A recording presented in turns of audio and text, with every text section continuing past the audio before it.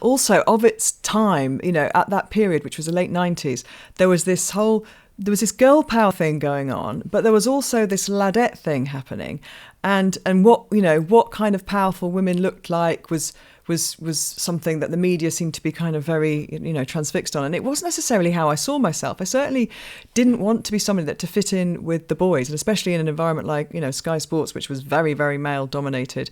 I didn't want to go out on big drinking binges all the time, and I didn't have a drink with a colleague after work, whatever, but I didn't want that to be me. And I was being swept along a little bit to a certain extent, but not feeling great about myself. And it wasn't just the kind of, the social aspect of things. It was that office environment, the machismo in the office, which I kind of cringe at certain things that I went along with, that you just hear yourself not so much agreeing, but not speaking out and going, that's out of order. Why did you say that?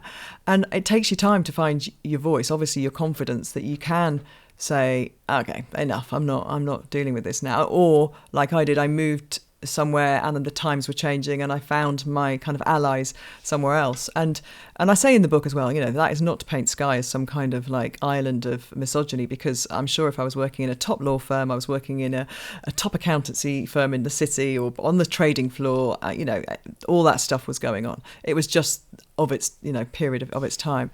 So I think having your voice and being able to say, okay, guys, we need to stop for lunch now. Everybody needs to have a bit of a break now, or all those, that comes with confidence, doesn't it? I think in your environment. Not always. I mean, some people struggle and they might be somebody at home that finds it really easy to do that.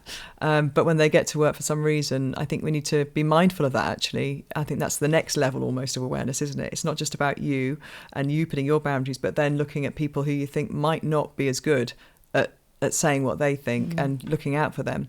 And all of this stuff comes through experience. It comes quicker to some people than others, and it's more natural to some people than others. But I think if you can show the way and do it in a way that isn't aggressive or, you're not trying to run roughshod over people's plans, you're just looking out for people, then it's just a much nicer place to be, wherever that is, whether it's your home life or your work life.